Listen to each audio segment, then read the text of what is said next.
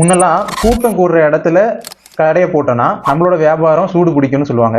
அப்படின்னா ஏன் DMart, IKEA மாதிரியான பிராண்ட்ஸ் சிட்டியை விட்டு 5 கிலோமீட்டர் தள்ளி அவங்களோட ஸ்டோரை ஓப்பன் பண்ணுறாங்க? ஸோ அதேமாரி தான் இன்ஸ்டாகிராமில் நிறைய இன்ஃப்ளூயன்சர்ஸ் சொல்கிறது என்னன்னா, உங்களுக்கு நிறைய ஃபாலோவர்ஸ் இருந்தால் உங்களோட பிஸ்னஸ்க்கான சேல் நிறைய நடக்குன்றது தான் சொல்லுவாங்க. ஆனால் இந்த ஸ்க்ரீனில் தெரிகிற எச்சலை பாருங்கள். இது எல்லாம் 1 ரூபீஸ் கூட நான் செலவு பண்ணாமல் என்ன தேடி வந்த கிளைண்ட்ஸ். அது எப்படி வெறும் 7000 ஃபாலோவர்ஸ் வச்சுட்டு இவ்வளோ கிளைண்ட்ஸ் அண்ட் இதில் ப்ளஸ் என்னோட ஸ்டூடெண்ட்ஸும் கொஞ்சம் பேர் இருக்காங்க. Hi guys, welcome to Day 3 of marketing உருட்டுகள்.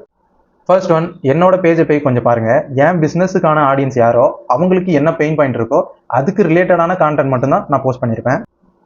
So அந்த ப்ராப்ளம் இருக்கவங்க தான் என்னோட வீடியோஸ் பார்ப்பாங்க. ஸோ அப்படி பார்க்குறவங்க ஒரு நாள் இல்லை ஒரு நாள் என்னோட கிளைண்டாக மாறதான் போகிறாங்க. இந்த மோட்டிவேஷனல் வீடியோ, காமெடி வீடியோலாம் போட்டு உங்களுக்கு நிறைய ஃபாலோவர்ஸ் இன்க்ரீஸ் பண்ணணும்னு நினைக்கிறதுக்கு பதிலாக உங்கள் ஆடியன்ஸுக்கு என்ன மாதிரியான கான்டென்ட் தேவை, அவங்க என்ன ப்ராப்ளத்தை ஃபேஸ் பண்ணுறாங்களோ அதுக்கு சொல்யூஷன் கொடுக்குற மாதிரி கான்டென்ட்டாக போட ட்ரை பண்ணுங்கள். ஸோ அவங்க தான் உங்களுக்கு கஸ்டமர்ஸாக மாறுவாங்க.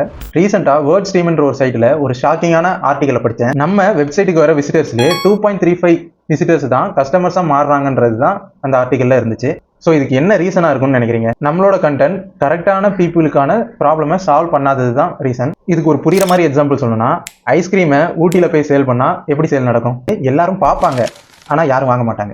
ஸோ இதுக்கப்புறம் உங்கள் பிஸ்னஸுக்கான டிராஃபிக்கை கொண்டு வர்றதுக்கு முன்னாடி உங்கள் பிஸ்னஸ் ரிலேட்டடான பெயின் பாயிண்ட்டையும் அதுக்கான ஆஃபர்ஸையும் கான்டென்ட்டாக போடுங்க. தேங்க்யூ.